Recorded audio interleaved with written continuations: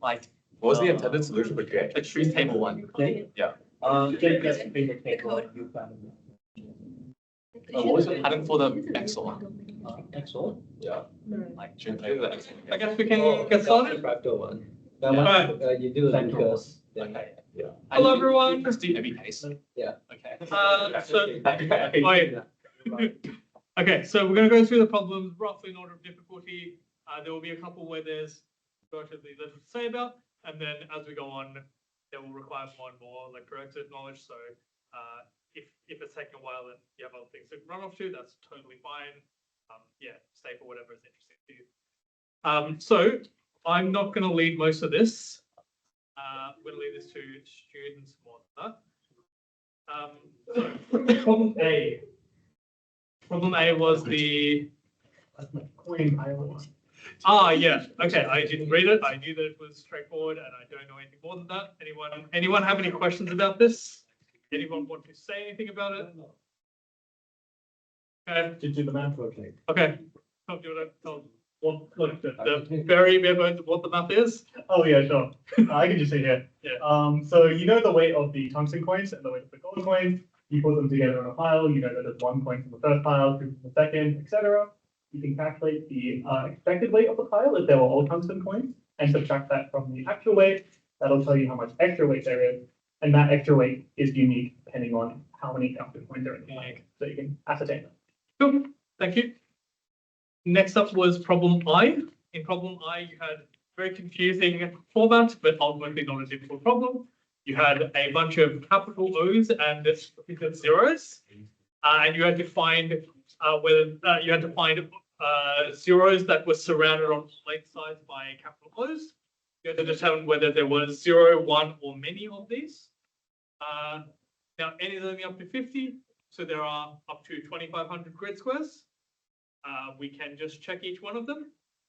Principle here is, again, for newcomers especially, the computer gets through like a few 100 million, maybe a couple of billion operations per second. So, so there's ample time to look at every single square in the grid and all 8 of its neighbors. So you run 2 loops, run 2 nested loops, one going through rows, one going through columns within those rows. And then every time you see a 0, check all 8 neighbors of it to see whether it's a, to see whether it's a no.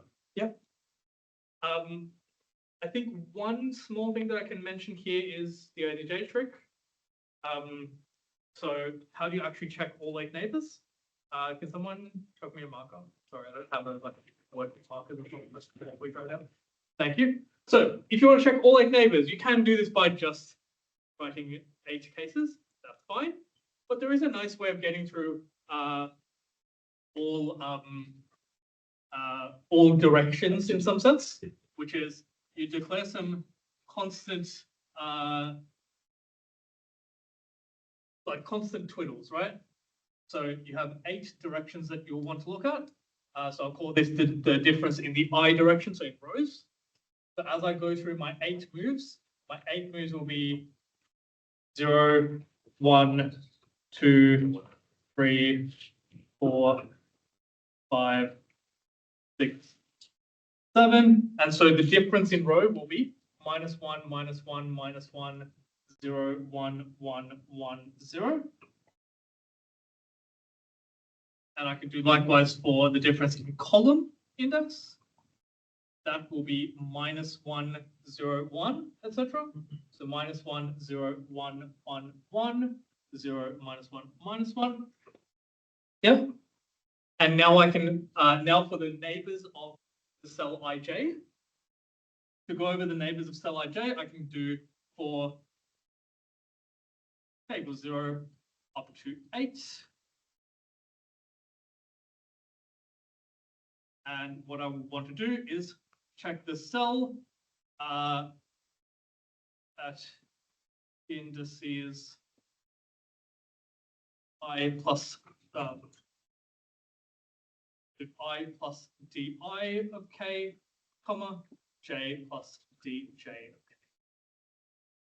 Yep.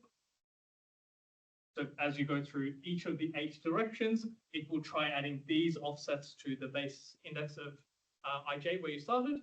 And so in that way, it will go through all 8 of these directions in order. And you could, for example, count how many O's you saw, or how many zeros you saw as you did that walk, and check with it. It's not the end of the world here. It's not awfully painful to just check all 8 neighbors. That's fine. But this trick generalizes really well. It's very useful for if you want to, for example, iterate along a diagonals all the way.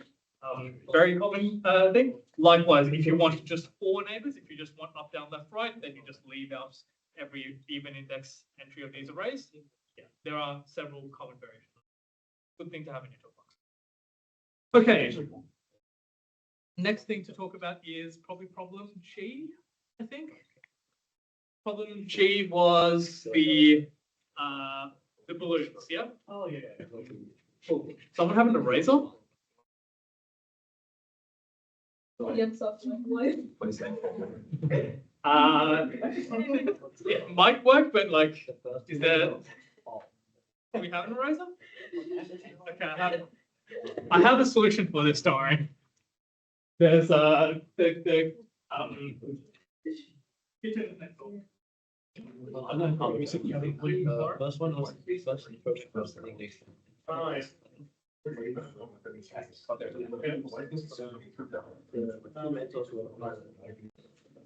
you can have like a.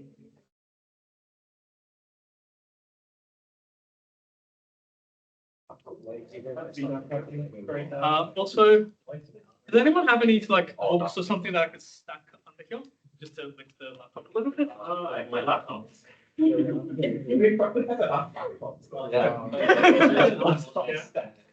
Yeah, take my laptop home too. That is one way, yeah. Back there.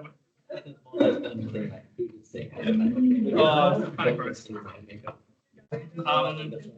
Oh, that's incredible. Oh.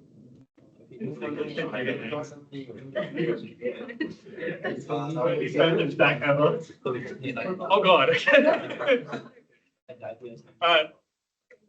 It looks less close up, I guess. Right. So which one we're talking about? G, right? Okay, so in this problem you had a number of letters up to 26 and a number of teams, and you had each team has some acronym. I don't remember exactly what the thing was, but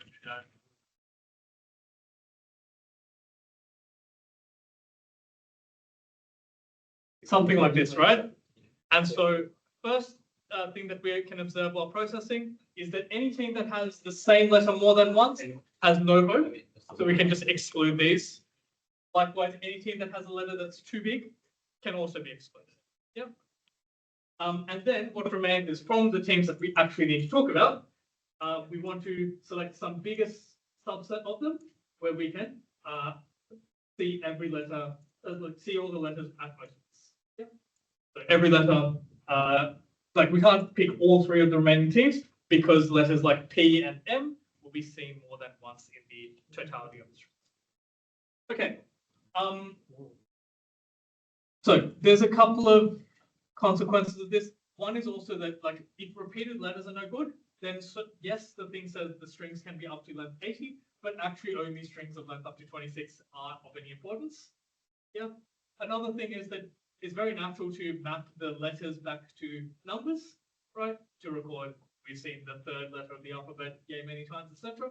And so a nice trick for this is if you have a character ch, which is some uppercase letter of the alphabet,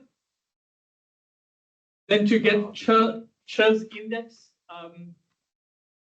in the alphabet, then you can use the fact that ASCII uses consecutive codes for each of the uppercase letters. So ch minus a is exactly how many letters past a it is in the alphabet. Yep. So very useful. The same thing works with digits, as we see later in the set, and also with lowercase. So, okay, cool. Question E. All right, that's good. That's going to be ages away. Sorry, we're going to go in roughly order of difficulty, but yeah, we have muted. What? Oh, okay. Like the Really? I sound thought the room quality should be is picking it up. Oh wait, no, your mic's Maybe not. not working.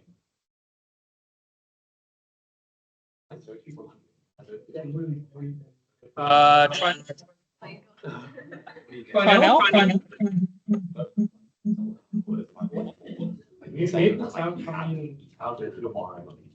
Testing. Yeah, this is.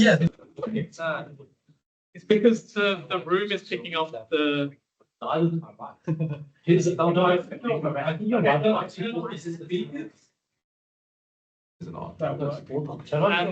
turn on the mic here. Yeah. All right, testing. Let's go. Oh, okay, there's a problem. There's a problem with the other person. All right, I'm gonna go back to what we were doing.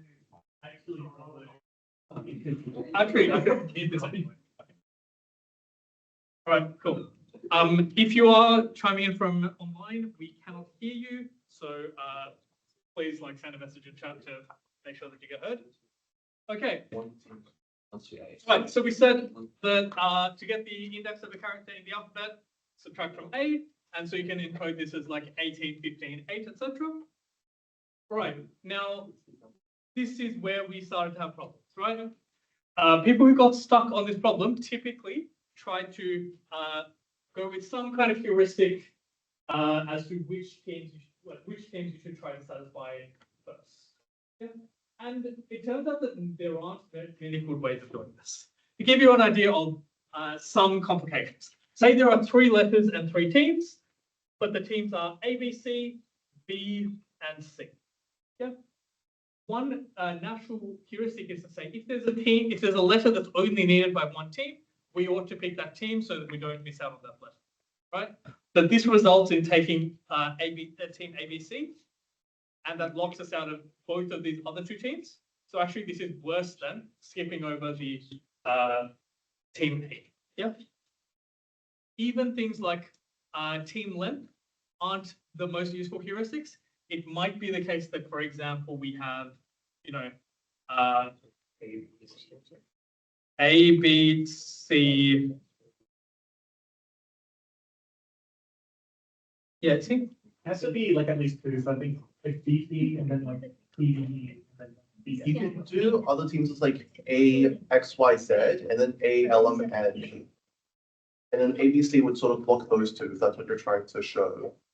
Or sorry, B, X, Y, Z. Okay, now, think of it. So that. Wait. Yeah, go. So we're looking for short team is bad, right? Yeah. So it's and you have A, B, and then B. Oh yeah, of course. Yeah, thank you. All good. Yep. So even picking a short team length that wouldn't use up too many of the balloons is also not necessarily solving, because this locks out both of the other 2. We should choose those 2 instead because they're not overlapping, right? So in some sense, you then start thinking about what clusters of letters appear in multiple teams. And this is a kind of unproductive route. It's overcomplicated. As it turns out, the key observation is there are not that many teams, right? There are only 20 teams. So how many? So every solution set, every candidate for which teams actually get their balloons is just some set of the teams. How many subsets of teams are there? That's exactly right. For every team, you can either pick it or not pick it. So that's 2 choices for each of the 20 teams. So there are only 2 to the 20 subsets of teams to think about. And 2 to the 20 is about 1 in 6. 1 million. Yeah. The computer does, again, a few 100 million operations per second. So if we have 1 second, we have a few 100 operations to adjudicate any one of these subsets. Yeah. So how do if I pick a subset of the teams, how do I check whether it's a satisfiable subset or not? What are we looking for? Yeah, we're just looking for duplicate letters, right? So across all the words making up those that subset, you count how many times you see each letter, and if you see any letter more than once, you're dead. Yeah. make sure that you reset this count array to 0 between steps. Finally, how do we actually implement this iterating over subsets? You can do it recursively in that you recurse on, you do something like go I, which starts at I equals 0, and then it says, take I, go I plus 1, drop I, go I plus 1. You can do something like this. Yeah. So you have some storage of which things are currently in your set, and then you recurse in the case that you take it, then you unselect it, and then you recurse again. That's fine, it'll work. But there is a neater way to implement this, which is to use bit sets, bit masks. So you use an integer to represent which set of teams you have taken. And so the binary representation of that integer will be encoding which teams are taken and which teams are not taken. So for example, if we have the integer this, right? What's that, 13? This might represent that we took the team 0, we did not take team 1, we did take team 2, we did take team 3, and we did not take team 4. And then we can recover, we can test whether a team is selected or not. Because if this is mask, then mask bitwise and with one shift J will tell me whether or not team J was selected. Because one shift J is put a 1 in the J's position and 0 false. Bitwise and is, do they have any bits in common? They will have bits in common if and only if bit J is set in this mask. Yep. Cool. And so you can run a loop from 0 to 1 shift 20. So you do mask equals 0, mask less than 1 shift 20, mask plus plus. This will go to all the possible bit masks that you could see, all the combinations of teams. You will ignore you'll skip over that mask if it contains a team that we're not allowed to use. You will count how many teams are in that bit mask. If there's not enough teams to beat the best that we've seen so far, you can skip it. And then you go over all the teams that are actually set in that mask, count up how many occurrences of each letter. If you see any letter more than once, you're done. Okay, cool. Next up is problem G, I think. Oh, no, we did the D. Oh, no, oh, we just did G. B, I think, is next. Yeah, B is next. It's the average substring. Yeah, it's a very nice question. Oh, I have the right. That's cool. Yeah, DCD stuff. All I know is I know I'm going to do writing down. Wait.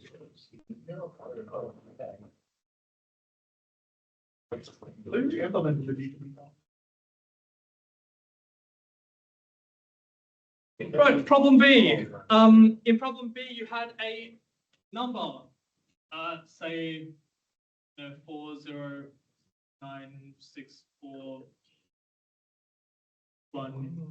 right? Yeah, and then you're asking for every substring, that is for every start position to every end position, what is the maximum digit in that substring, and then average over all the substrings. Okay. First issue is that averages are kind of easy. You can just do the total and then divide by the number of them. How many substrings are there in the string? If the string has length n, then how many substrings are we dealing with roughly? Roughly first of all, the exact amount of triangular number. Yeah, nth triangular number. So you need to. So there are, like, if you start at position 0, there are n length, like there are n possibilities. If you start at position 1, there are n minus 1 possibilities. If you start at position 2, there are n minus 2 possibilities, and so on. So this makes n times n plus 1 over 2. You've seen this before in problem A, for example. Okay, so that's the total number of substrings. That's the thing that we're going to divide by at the end. All right. Now, how big is n? N in the problem was up to 200,000. Yeah. So, how big can this quantity be? Big, Very large. right? It's in the order of 2 times 10 to the 10.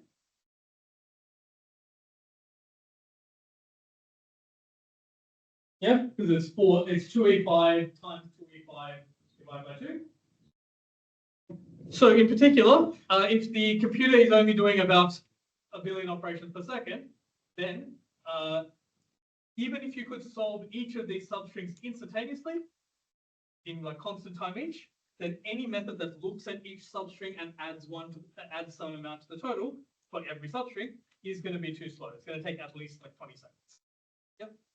So we need some method that that groups together a whole bunch of substrings and adds some amount to the total that kind of captures a bunch of them at once. Yep. And so an important place to start is that whatever the biggest digit is, a bunch of these substrings are just going to be answered by that biggest set, right? So take this 9. How many substrings have 9 as their biggest set? If a substring is to have this 9 as its biggest digit, where can it start? 0, right? It can start at 0, but it can't like index 0, right? Yeah. Yeah, that's not the only possibility. It could also start at index 1 or index 2. And where can it end? Yeah, like at the 9 or anywhere after. Right. So this means that this 9, like something that has this 9 as its biggest thing, has to start here and finish here. So we get 3 times 15. Sorry, 3 times 5 makes 15 possibilities that this guy's the biggest thing. Yes? So this is the kind of direction that we want to go. Now, this is all fine, except there's one complication. What happens when we have like equal biggest digits? So my concern is, say I have like 1, 2, 2, 1, right? This guy's range of responsibility is stuff that starts here and ends here. But then this guy also has stuff that starts here and ends here. And so you might end up double counting if you just dive head first. How do we resolve this? First one takes priority. First one takes priority is fine. So you can basically say when you're looking left, you stop when you get to someone bigger than you, so you don't allow it starting here. But when you look right, you allow someone who's so when you look left, you don't allow someone equal to you. When you look right, you do allow someone equal to you. That way, this we're counting for every number. When is it the first biggest, like the earliest biggest thing? Something, and then get them all in there. Yep. Cool. And so now for every index in the string, you walk left, walk right, or you can do some pre-computation to make this a little better. But yeah, I think you have them. Right? Yeah, yeah. Sorry? I think I've done. Yeah, cool.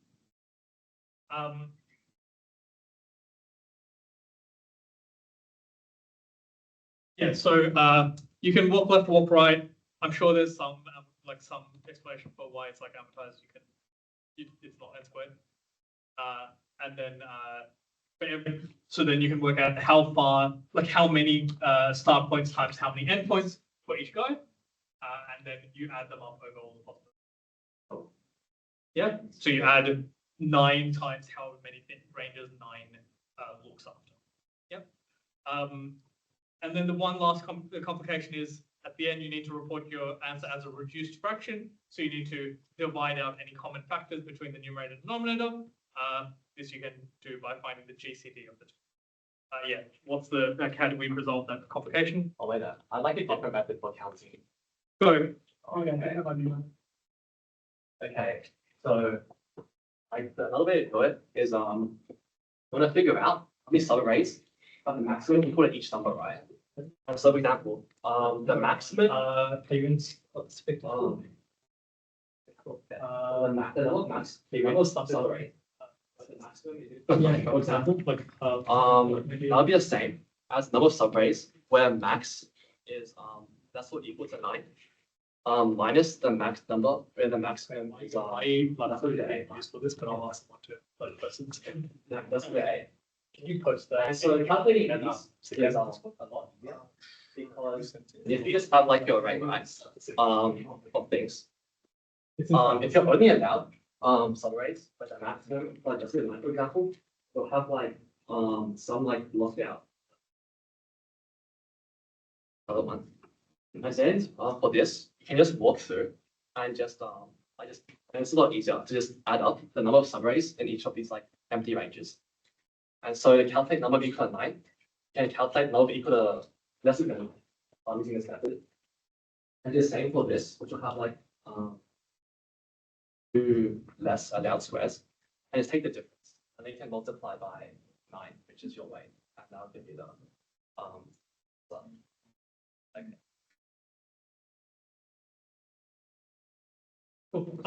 Yeah, you guys can continue the rest. Yeah. What's next is probably, is it F? What has next by solve?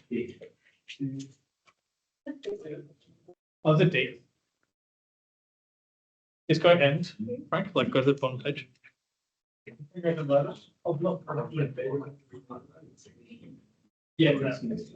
yeah, F is next. This is the leapfrog one, yeah. Thank you, Moss. Good.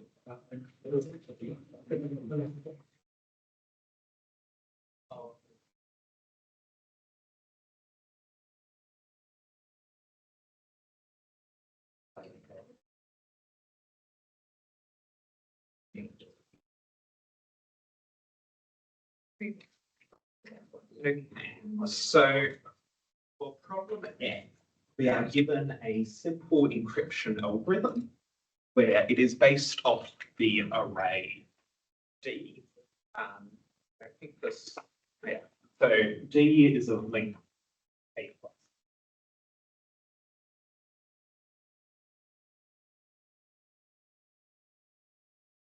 Where K is small. And we are given an algorithm such that given the key D and some arbitrary input string, we will permute that input string in some way. And the key is that the exact permutation is based on D and the length of the string.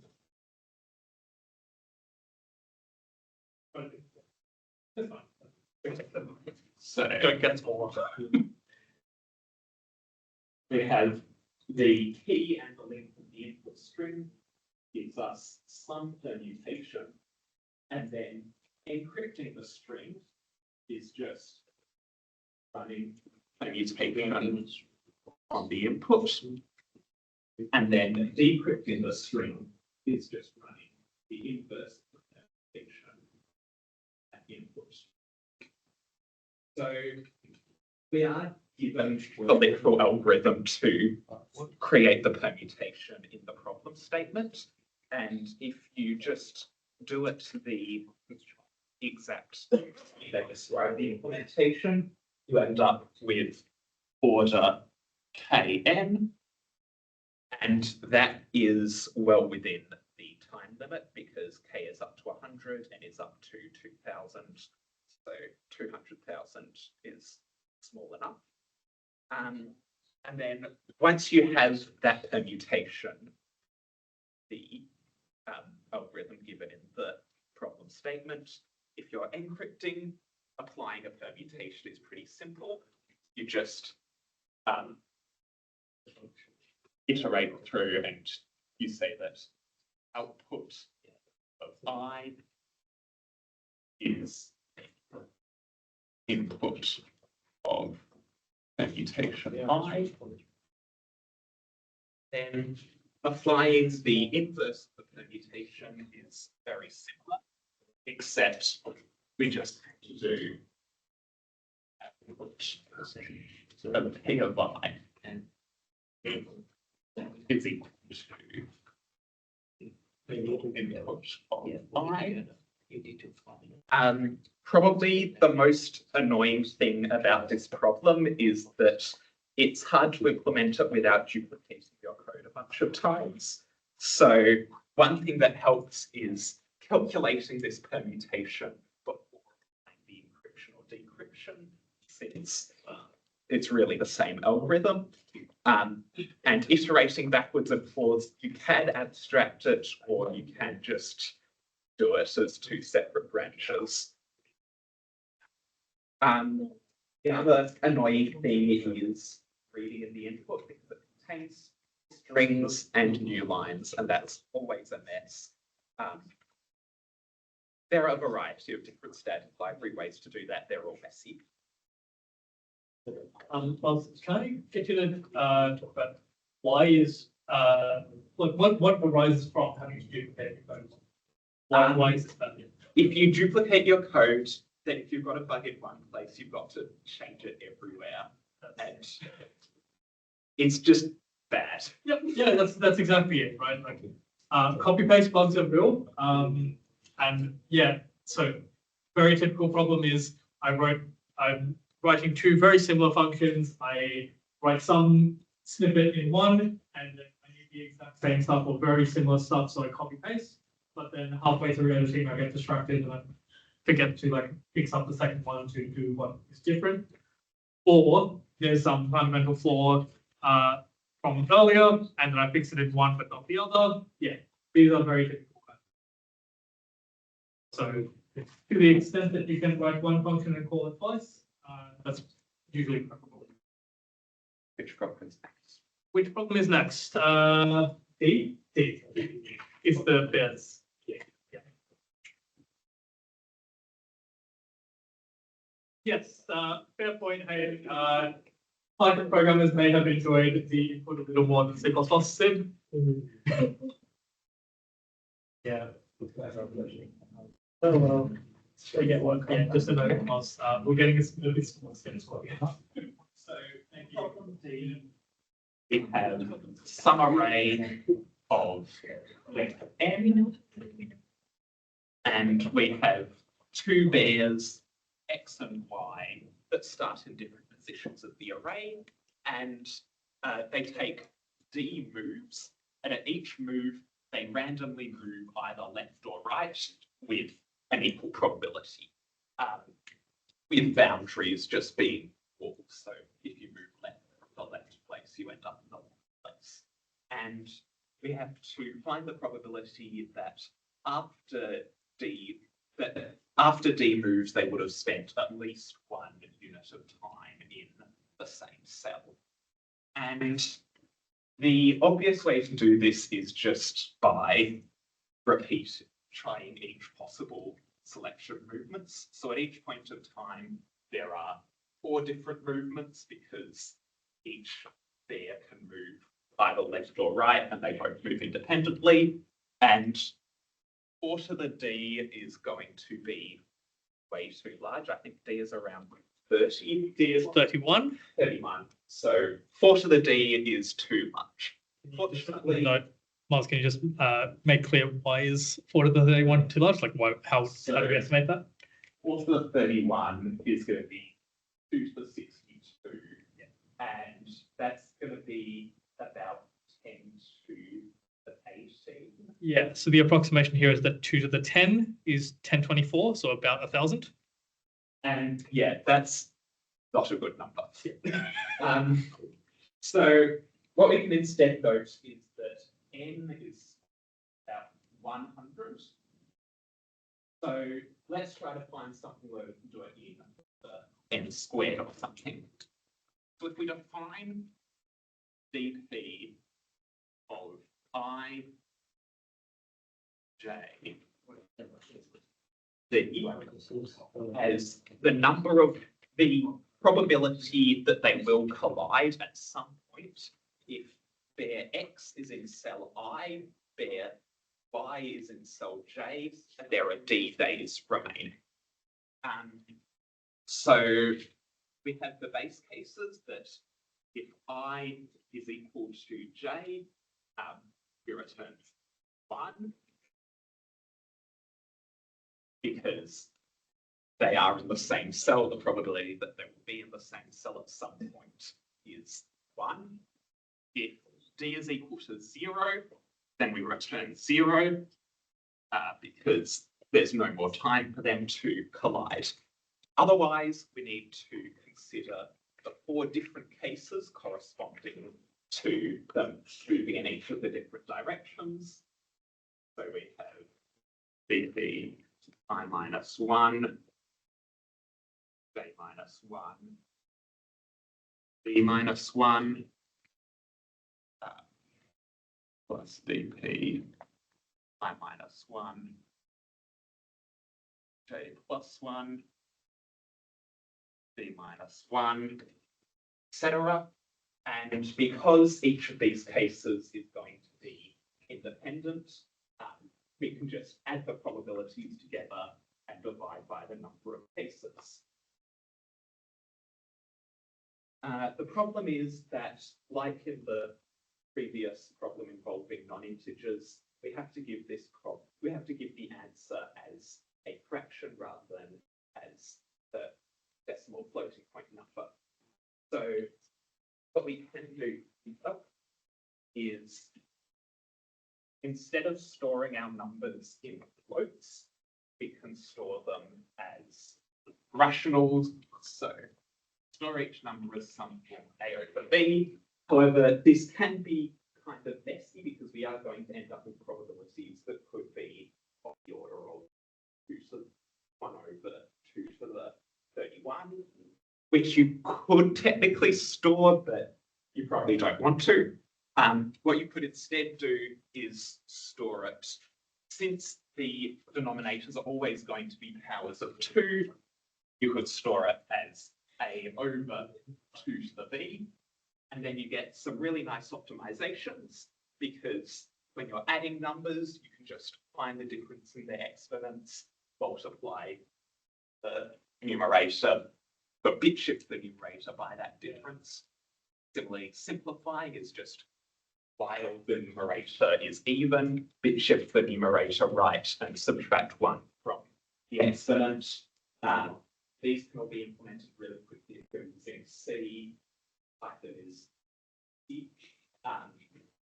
But the smallest denominator, well, the largest denominator you could possibly get is 2 to the 31, which happens to be just large enough to fit in an unsigned integer if you're printing it out, which is quite a useful coincidence. Wait, is it 2 to the 31 or 2 to the 62? Oh yeah, it's 2 to 62 because Then 40, so yeah. you can fit in a long integer. Yeah, signed is still fine, yeah. Cool. Yeah, nice. Thank you. Next problem is, don't remember. Someone have it? Guessing? I'm not sure. Is it Ellie? Okay, it is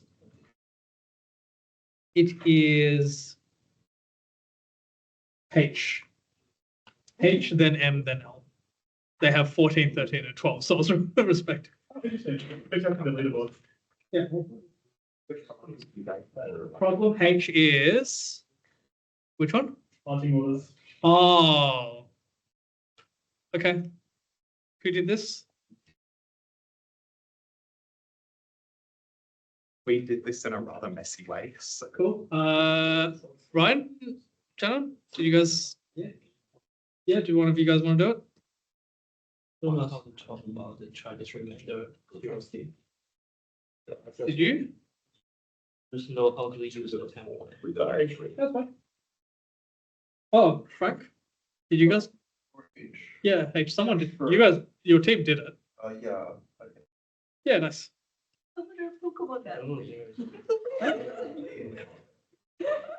What?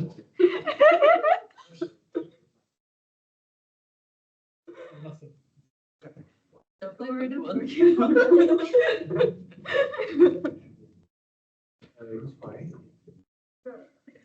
I feel like I'm gonna lose anyway. Freaking Franklin. Did you guys get this as well?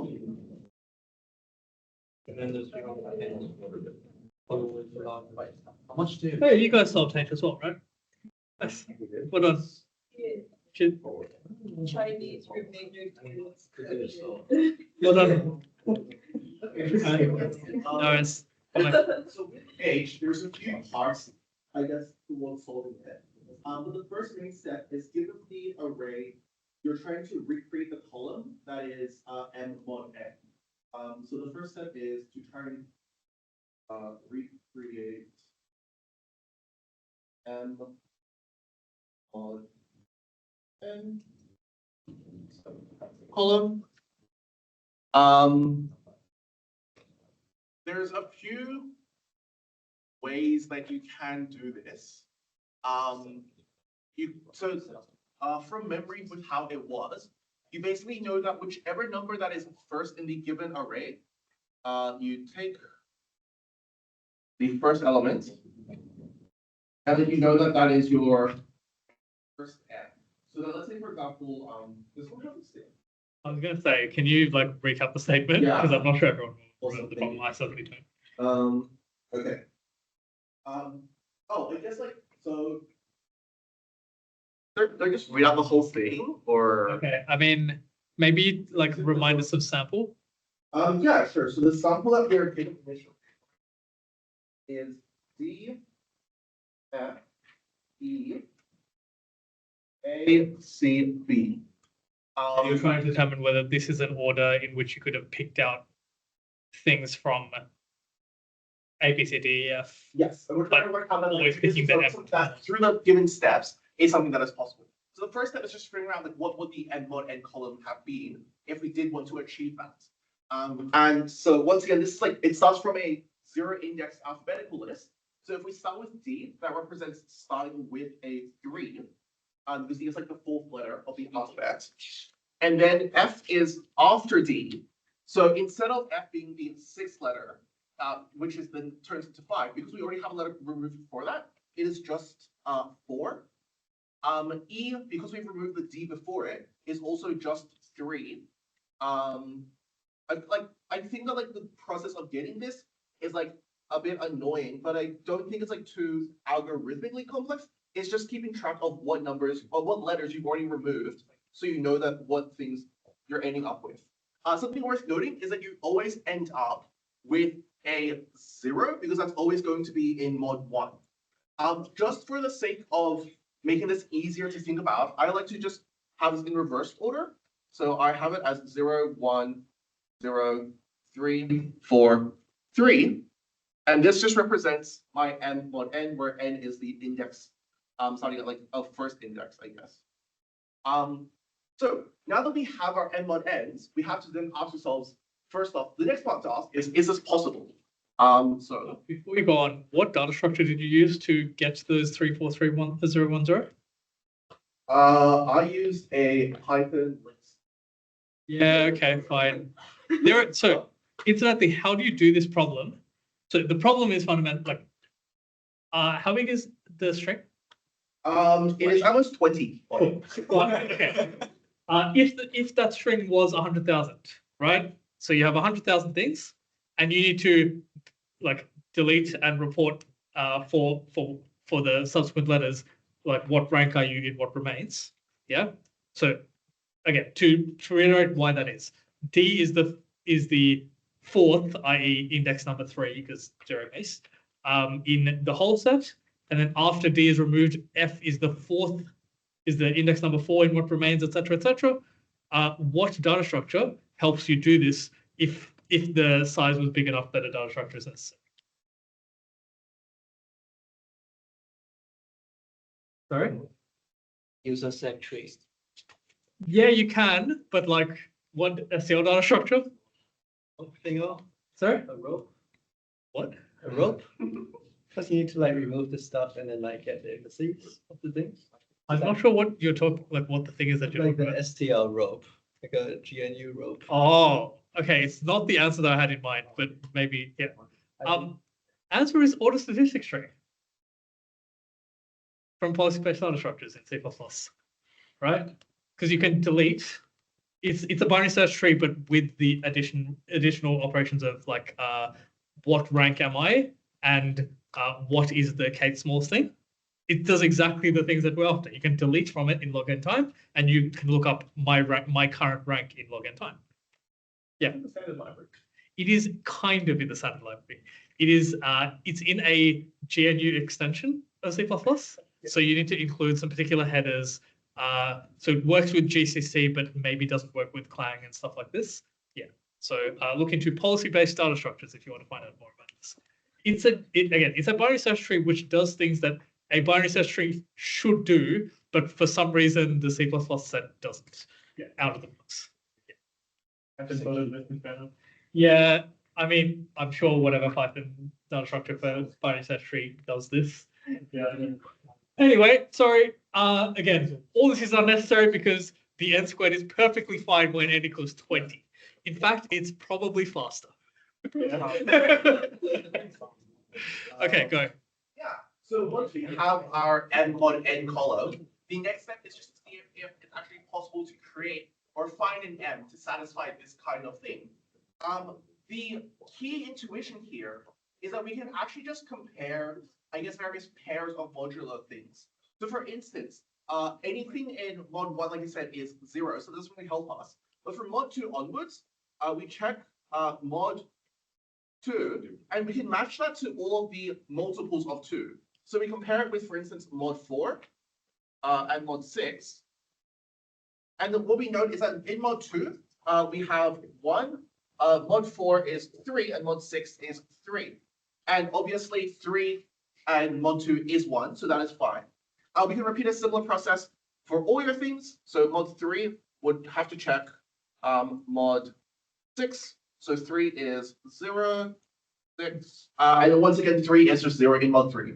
So we basically repeat all these checks. We only have to check up until like n over 2, because from like 4 onwards, that's like any multiple would be more than 6. So you don't have to check it in this case.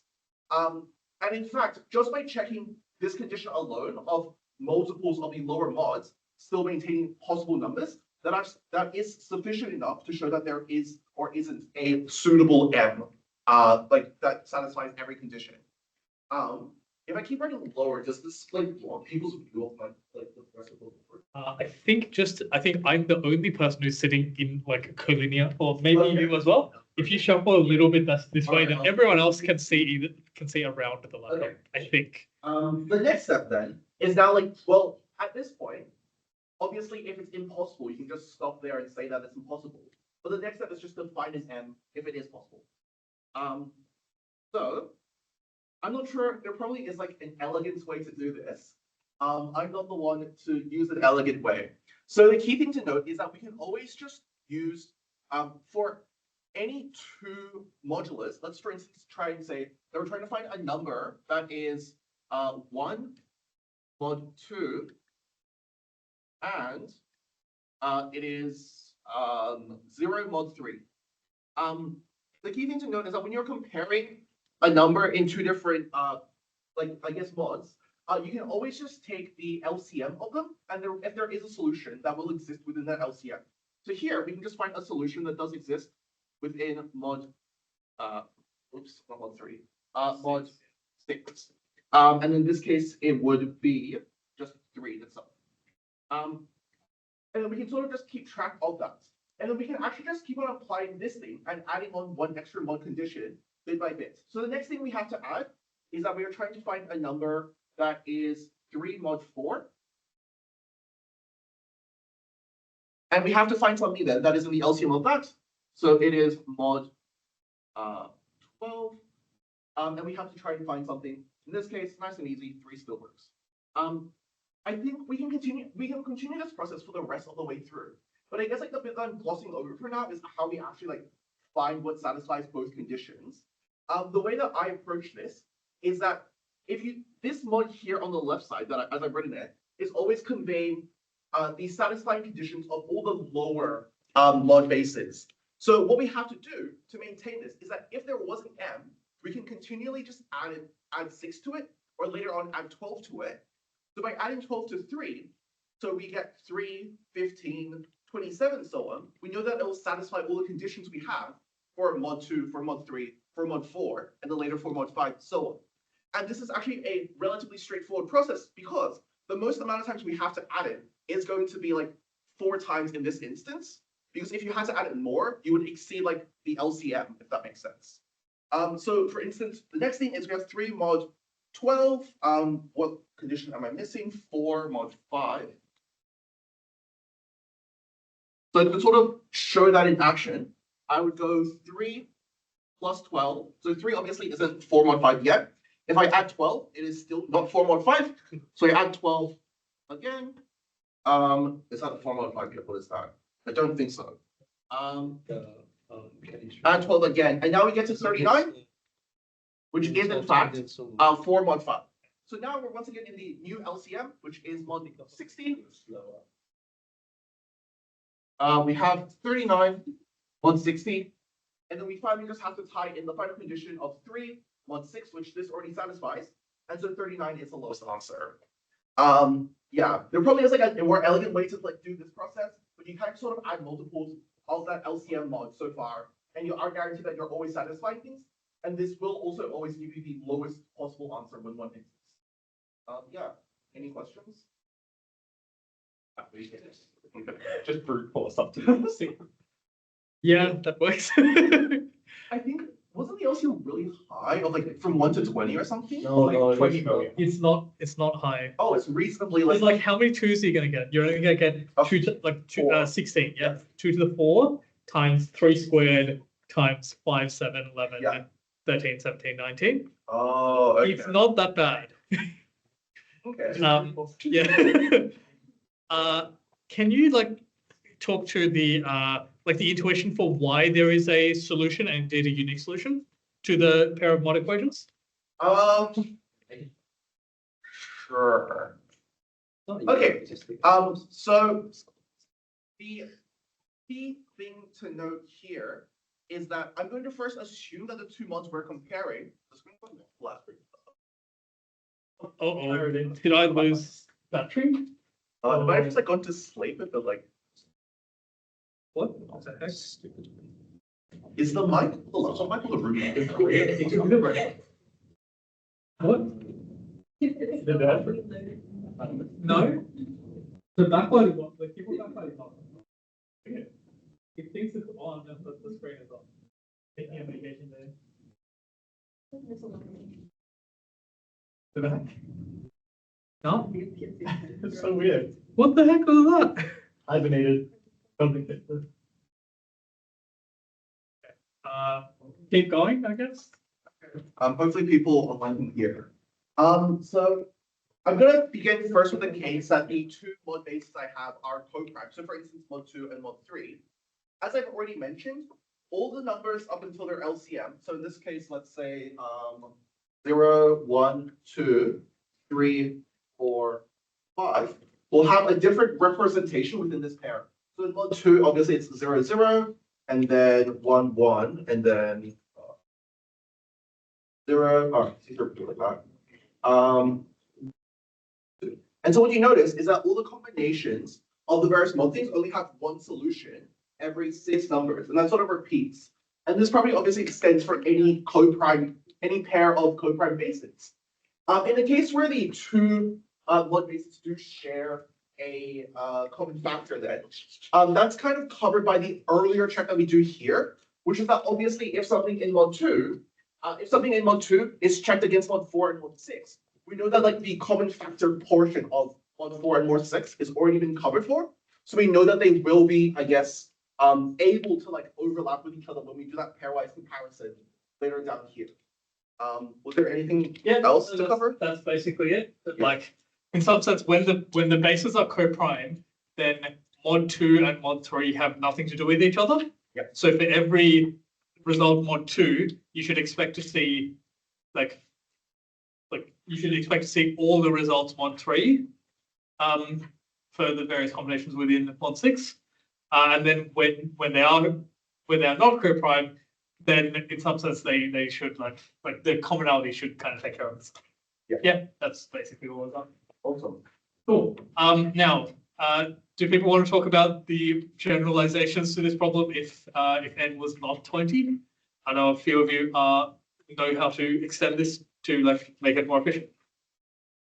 Yeah, I ran out of battery. Oh, okay. You want to, I can't really do anything, but you just Yeah. use the Chinese remainder theorem that might just solve this.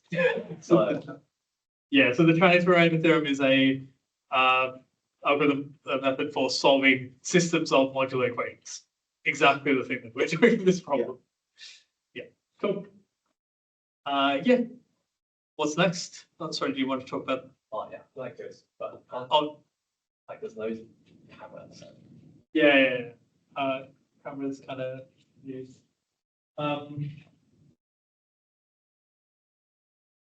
Yeah, maybe someone else put laptop up for a bit because I need to charge. And if I can't put it there, it will be unsafe. Yeah, if you can just put laptop on top of this, yeah, phone will also be fine. But like, you can wait. But like, field of view is not great, right? Oh, okay, that's the other problem. Pretty unsafe. Virtually understand. Oh, Might be the best is first one. Okay. The video Yeah? quality just like went up like. oh hell yeah! Okay, nice. Okay, that works. Next problem is M. Next problem is I. oh, you. Yeah, sure. Okay, yeah. All right, so we're gonna do them a little bit out of order. We are gonna come back to problems M and L, but for now, Alex is leaving, so what was it? E? I think the other one's easy. Easy. Yeah. Oh, A's done. A was Hey, oh, K's was really hard. Yeah, E and K are the two hard. So, right, we're gonna skip a few and do the two hardest problems, and then we'll come back.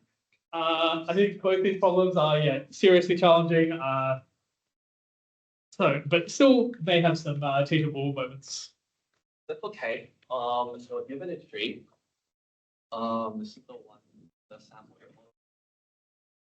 And basically, the way that works is Oh yeah. for each node, when they get the So the message, I'll send they an have email. to send the message for the form. one message each day. These are the children. Send your form for that. So, for example, if this target gets the message, one of these two nodes give the message at day 3, that one again at day 4. And they give you like a really like weird function for like the cost of arriving at some day. It's like C times D. This might make you feel like you can do some sort of like ton research thing, but it's like really hard, and we don't really care about that. So we can set up a DP where we have DP of see that DP of like we have DP of U I is the min cost of subtree U starting on day I. And so then if you define DP like this, after you arrive on some day I, if you just like this one, start here on day where I equals 0, we're calculating DP, what are the labels? 0, 1, 2, 3. Let's just try and calculate DP of 0, 0 for the root. And so then you'll have the cost in place 0.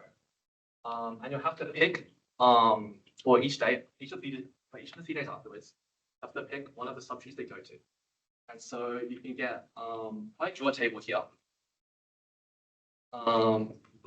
So here on the left, I'll put the node. So this is the node. So the nodes are 1, 2, and 3.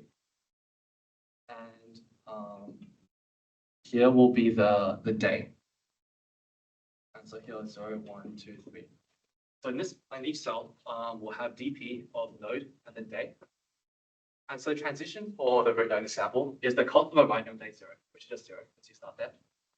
After that, for days 1 to 3, you have to pick one DP value for each of these days, right? So for example, this one, if I chose this configuration, on day 1, I'd send one messenger to node 2, and that would incur 2 of 1 cost, right? Since node 2 does this thing.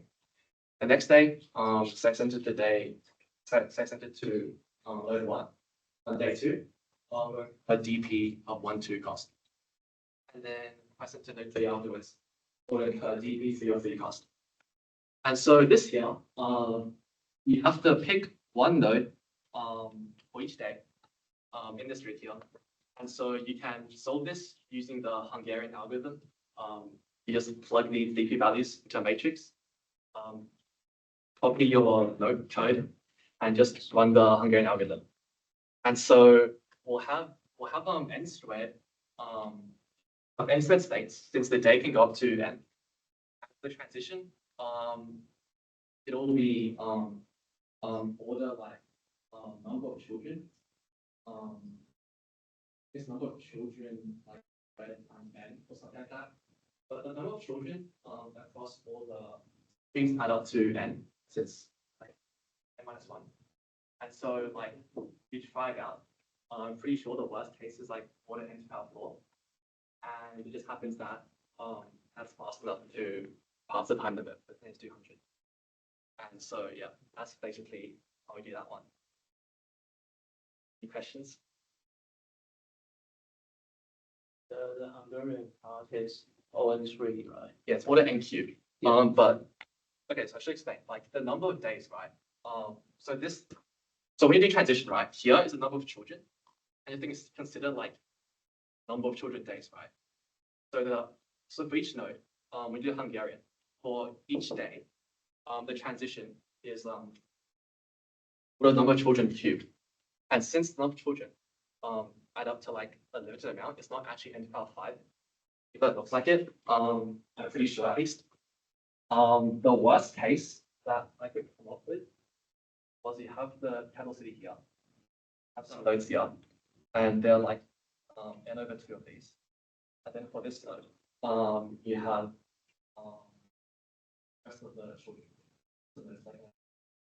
And so in this case, for example, you consider up to d over 2 days, but they can't be d over 2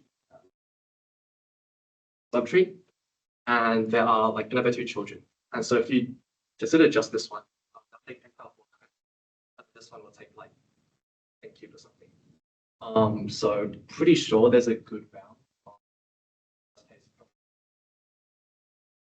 I'm just not sure about the total complexities, right? Okay, like I didn't prove it. At like 15 minutes left, just wrote the code and submitted, and then like, but like at least I can come up with like a case worse than n to the power 4. So maybe somebody than me at math can figure that out. So yeah, it's the transition Hungarian algorithm.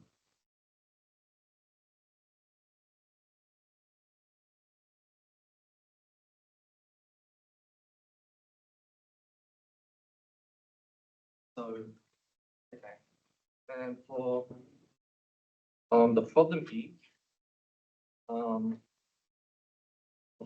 you're given a convex polygon. This is the sample one. Like this, and you're given 2 circle points on it.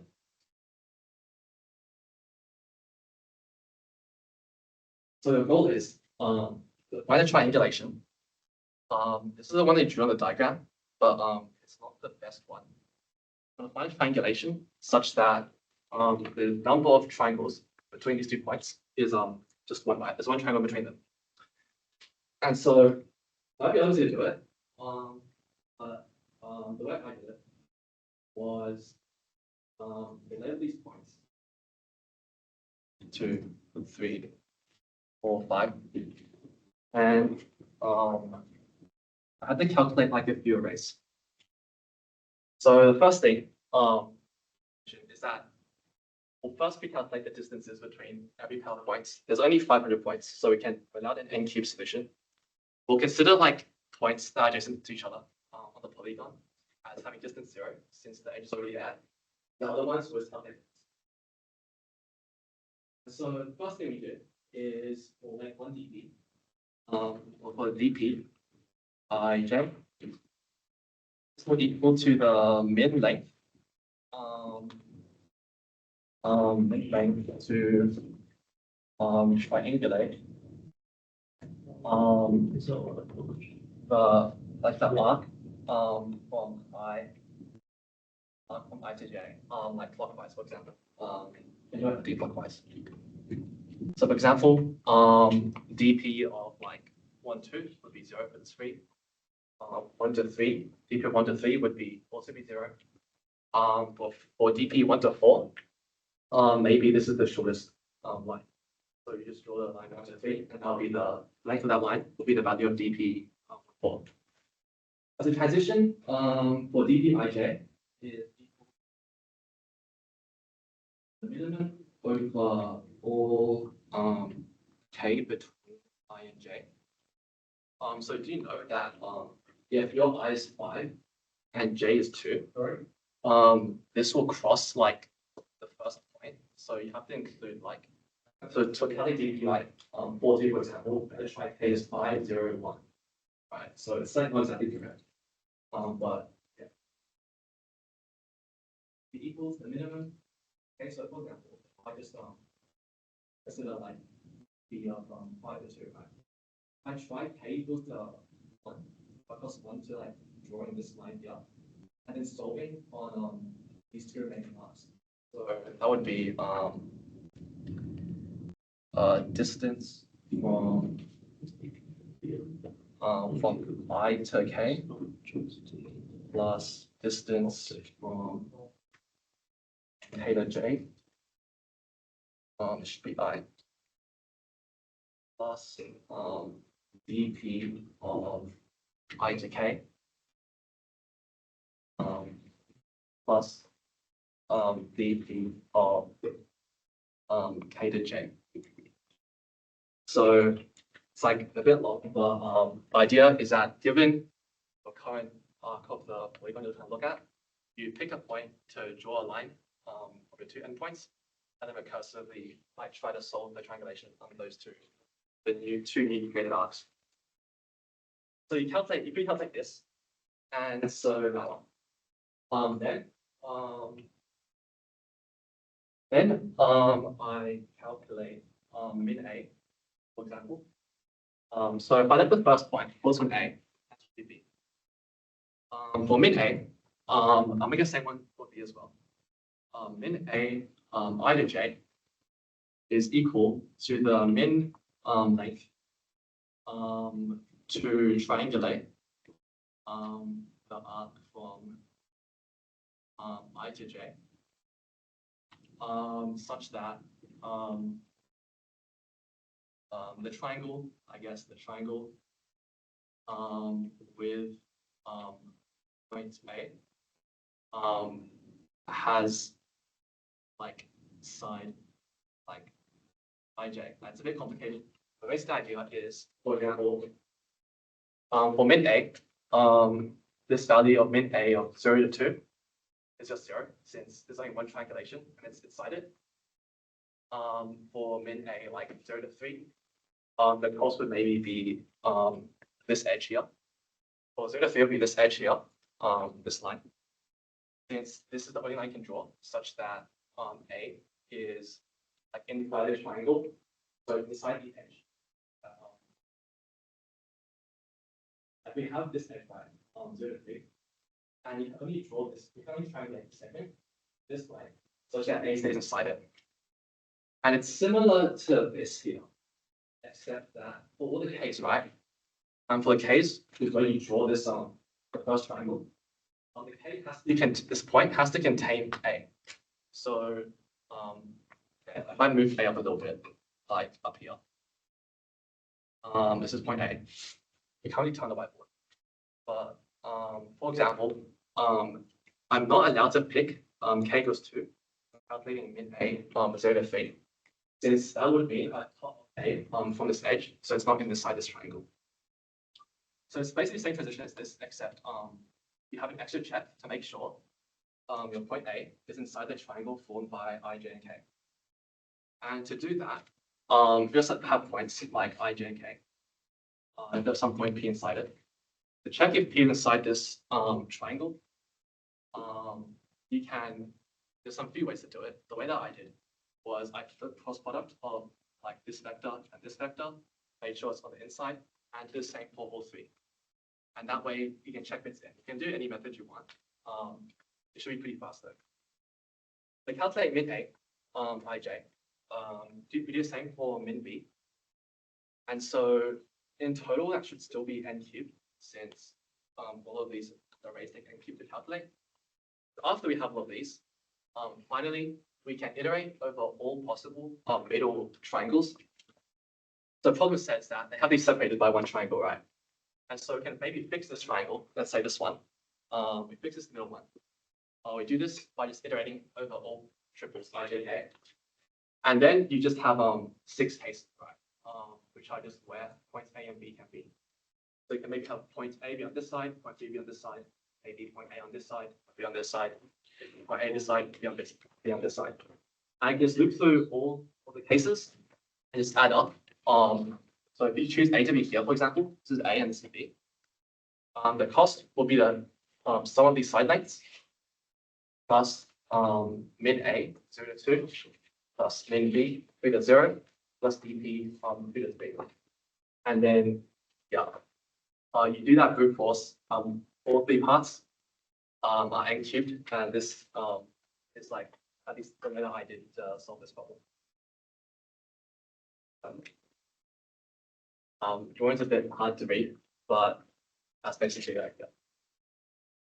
Really good enough. This was really tough with that end.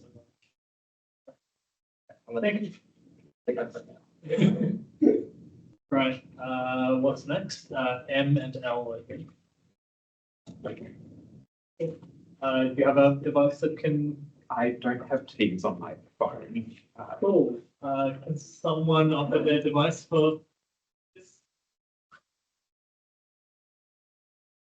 Any of the laptops in that pile, perhaps? Like I'm at the really bad. Oh yeah, that's right. I can try. Let's see. I think my battery cell is probably not going to last long. I'm not sure if my camera is optional at the moment. Yeah. Some kind of Linux? Yeah. Cool, it doesn't necessarily play that. Yeah. Microsoft locked me. See you. Hold on again.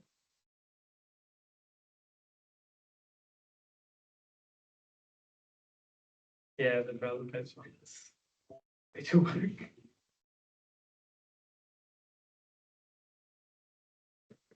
Oh, I guess.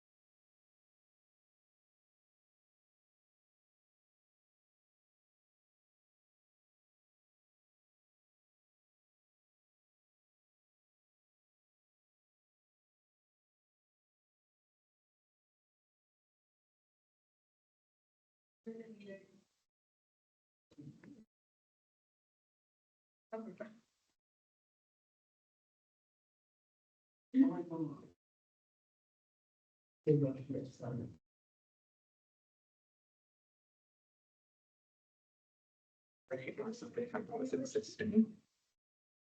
Yeah, camera LED is on. Turn off your mic.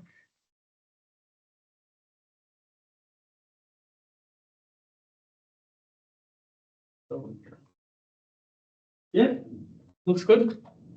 All right, we take it. Okay, I think there's a lot of delay that could make people annoyed, but oh well. It's honestly not bad. Okay, so in this problem, we're implementing a usability feature by allowing users to log in when they get their password wrong. We're not going to talk about the security implications. Fortunately, we're not allowing arbitrary passwords. We have a sequence of 5 different operations that we allow to transform passwords. So we have ls, which is shift left keys right, rs, which is for shifting right keys left,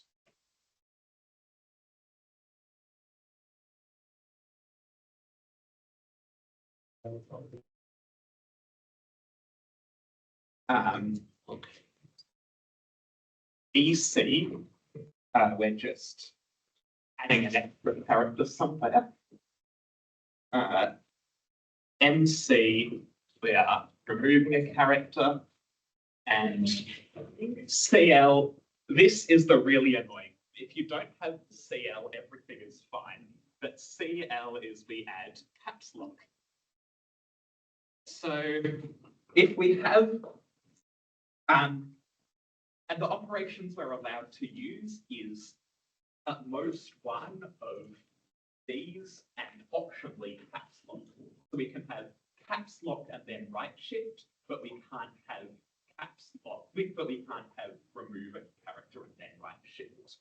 And what we need to do is answer a bunch of queries where we're given the original password and we're given some string that was entered. And we're asked, is it possible for that string to have been entered with some combination of these operations? And the important thing to notice is that the number of possibilities is actually really small. So there are 3 different possibilities. There are 6 different possibilities that lead at the same thing. There's just keeping the password verbatim. There is enabling caps lock, and then there's doing left shift, doing right shift, doing left shift, then caps lock, and doing right shift, then caps lock.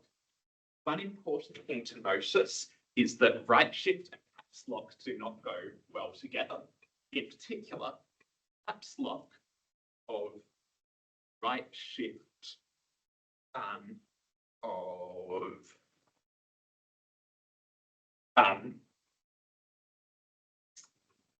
open left square bracket is equal to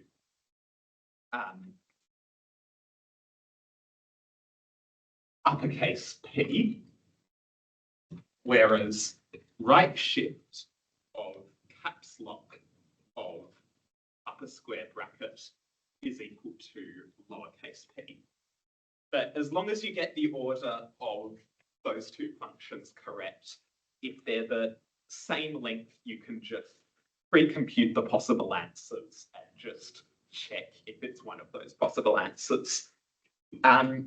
Extra character and missing character are kind of annoying, but you could basically just implement it with a sliding window.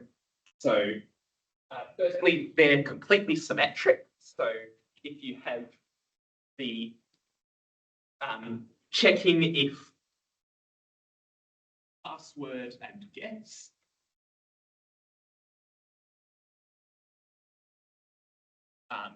if missing character is applied, is equivalent to guess and password if extra character is applied.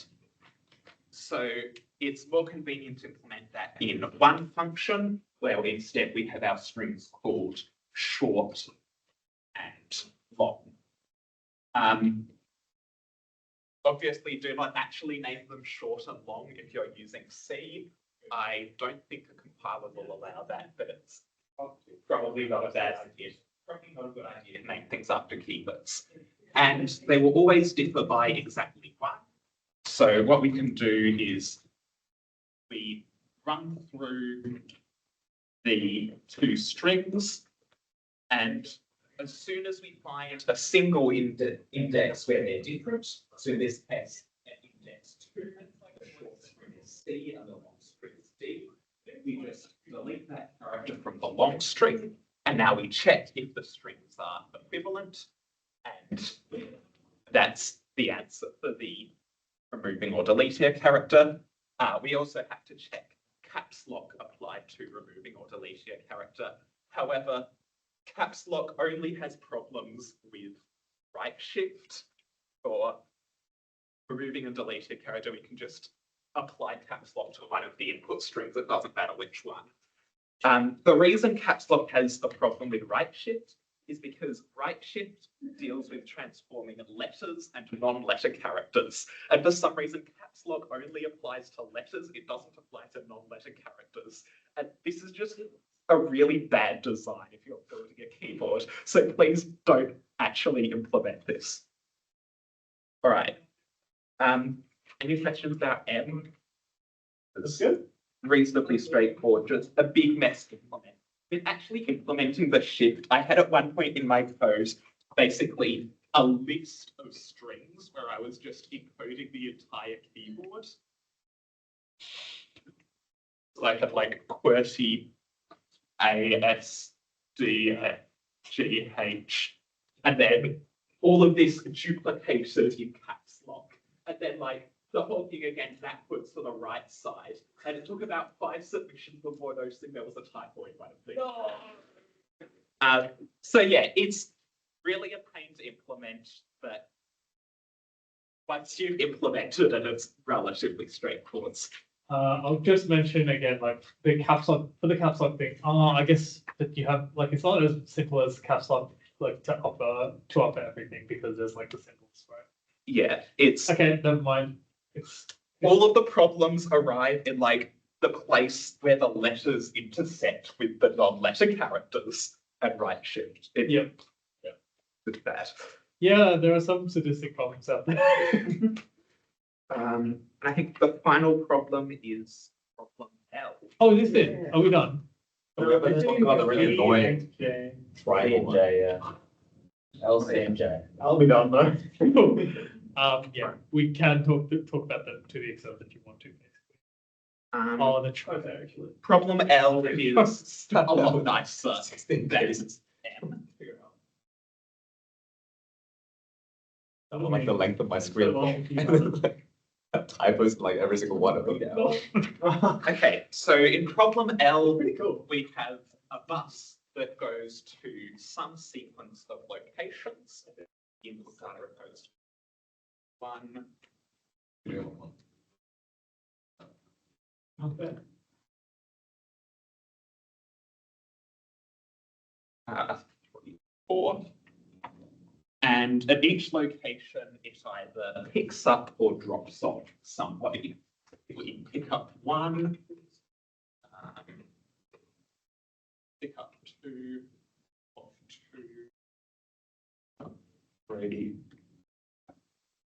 pick up 4, drop off 4, off 1, and drop off 3. And each time we visit a location, we get some number of complaints, and the number of complaints is equal to the number of people on the bus who have seen that location before. So, for instance, here when we visit 2, this is the second time we visited 2, and the people 1 and 2 have both seen 2 before, so we get 2 complaints. Here, when we visited 1, the only person who's seen 1 before is person 1, so we get 1 complaint. Here we visit 2 again, and people's 1, 2, and 3 have seen 2 before, but 2 isn't on the bus anymore, so we get 2 complaints. And then here at 3, people who have seen 3 before are 1 and 2, but they've both gotten off, so we get 0 complaints there, and similarly 0 complaints there. So our total complaints is actually, here the only person who's seen 2 before is 1, and here 1 has seen 3 before.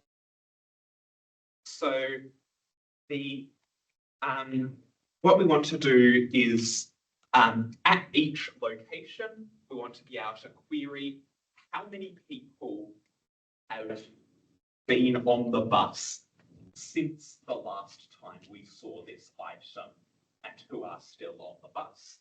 And that's the kind of problem where we want a sec tree, and we can just accomplish this by sweeping along where our sec tree stores everyone who is currently on the bus, and they are stored at the index of the time when they first got on the bus.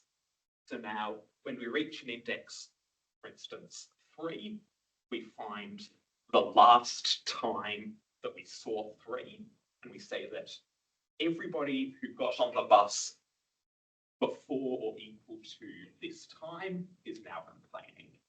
And for that, you need a set tree with range query, point add, and point remove. You can also do this with GNU PBDS if you make the observation that the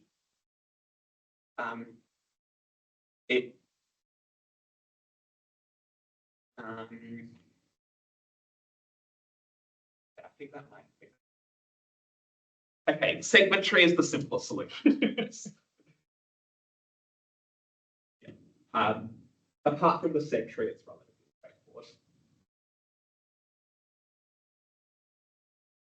Okay, that leaves C and J. C was the, which one? Oh, that was the. Oh, Oh, that was the flow one. Oh, It was solved. do you wanna- That one. yeah. Oh, I think I know what solved that one. No, it's not flow, and I call him over because I was in the flow. I was like, no, it's a flow. You should do it. The idea is, they give you a graph, and like each edge has some number of disks on it. I think this was like sample 2 or something, and each edge has some disks on it. And what you can do is you can move the disk to like on that edge to one of the 2 nodes of that particular edge. You mean all or nothing, like all one way, all the other way? Oh, or you split? can choose some split. Yeah. And the idea is, after doing that, you want the number of disks that are on the nodes to be all equal. And you want to minimize the number of disks that aren't at those. So, for instance, in this case, the optimal solution is to move 2 disks, or have every node have 2 disks. So you can do that by moving these 2 here. Have 2 disks by moving these 2 there. Have 2 here by moving these 2 here, and have 2 here and 2 here by moving 2 here and 2 here respectively. And then you'll have 12 pane, and you output 12 because it's the minimum that you can output. Yeah. And so I think the way you do that is to construct the flow, you have the source node that's connected to, so each edge you create a node for them, right? Can I And interrupt you for a sec? yeah. Why is this flow? Like, I know why it's flow, but like, what tips you off that this is flow as opposed to other ways of allocating? Oh, I guessed. I tried. No, I tried binary searching for like the maximum possible allocation, but then I thought it was like hard to check whether the allocation was possible or not. So I was like, oh, like in those cases, and the bound was small. I was like, oh, flow, right? And then it was just a matter of figuring out like how to construct the diagram, right? So like, what tips? Okay, first thing, I think the binary search, again, the binary search makes sense, right? It's Yeah. a sensible thing to think about. I think even like within the binary search, you run flow anyway. Oh, sure. Like the test is by running a max flow. Oh, yeah. Oh, he might have B-search. Did he B-search? Oh, Yeah, Okay, that he would B-search. make sense, Sure. right? Yeah. So you binary search for how many you're going to have at each vertex. Oh, yeah, and then And you just then- have to check if the flow was equal to that amount, right? Yeah. So why is this? So, okay, so say we are testing 2 at every vertex. Why do we, like, what's our intuition for why we should test this with flow as opposed to any other way of like calculating these things? Anyone have any like contributions here? So for me, the thing that I come back to is that like the alternatives like greedies and like various DPs, right? But they all require you to have some sensible order in which to do the allocation. And like if you follow your nose a bit, nothing works. Like having done the first I vertices in any selection doesn't help in determining whether you can do the rest. So any kind of allocation problem where we genuinely have to do them all at once. You can't do some and then others. That is for me the key like tipping point that's probably slow. Sure. And then like, okay, so you search on the flow. You want to check whether like some flow works, right? So to do that, you search on, okay, you run a max flow on like this graph where, okay, you have a source node, and then for each edge, you make them a node and connect it to the source node with that like way. So like in this case, like this edge would be connected to the source like this with a weight of 2, and then you construct it with everything. And then this edge node is connected to these 2 actual nodes with like weight infinity, I believe. And then these actual nodes are connected to some like sink with weight equal to the thing you're researching on. I think that works. Yeah. Like M, where M's like the M value in your research. I think that works. Yes. And then you run flow on this, So and then you. why does it work? It's because you're gonna you only accept M many coins, whatever it was, from each of the vertices, like getting to each of the vertices. This lets you push up to 2 of the coins on that edge to either end, and you can send as many of those coins either way as you like. That's what the infinities allow. Yeah. And then across all the edges, you push 2 to 16. And then within those edges, the edge can distribute its coins however it likes.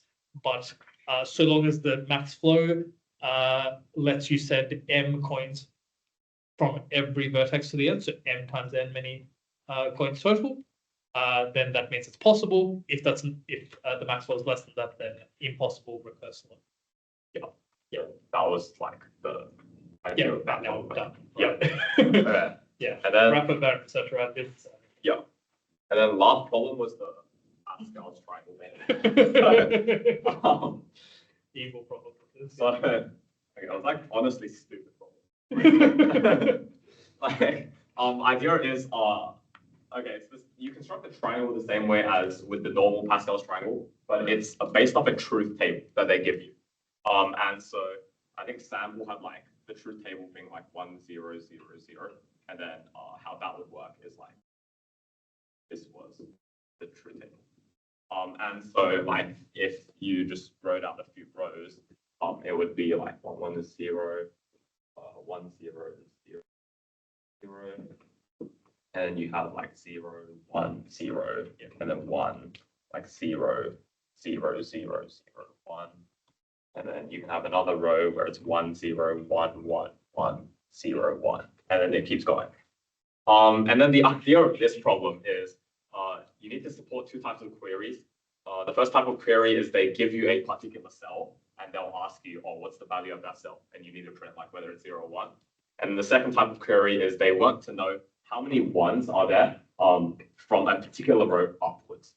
So they want like the prefix sum of like 1 up to some particular row. And yeah, honestly, stupid problem. But, so okay, like I mean, so the truth table has like 4 rows in it. So like you have 16 cases. right? So you can consider all 16 cases. You only have to do all 16 cases. Oh no, it ends up being like around 5. Because like a lot of them are like similar. So okay, so one thing you notice is that like if like this one entry gives you 1, Oh, then then it's just easy because the entire triangle will be 1, right? And so you only have to consider cases where it's 1, 1, 0. And then for these cases, you notice like if you draw out like all of them, which like I did, you have 7. Okay, so we have eight of these truth tables with 1, 1, 0, and 7 of them have some particular pattern in them. So for instance, this 1, 0, 0 thing, you see like 1, and then you skip a row and you have 3 1s in the middle, and then you skip a row and you have 5 1s in the middle. You have another case where it's similar like this, but it's 1 0 and then 3 zeros and then 5 zeros.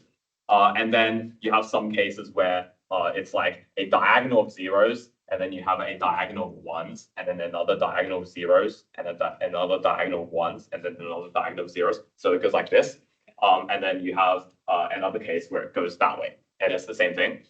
So with these cases, the case that gives this is when you have 0, 1, 1 here, or 1, 0 here. Yeah. And it doesn't matter what the first row is, because you never get you never end up with 0, 0. Sure. So you end up with like 2 cases there, and that covers like 4 of them.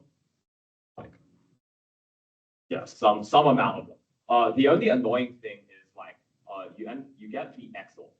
Like if it's XOR, it becomes annoying. It becomes the Sierpinski thing. Like with the it becomes the thing with like a triangle there and like 1, 1, and you have another backwards like triangle here, and that's like 1 as well. Something like that.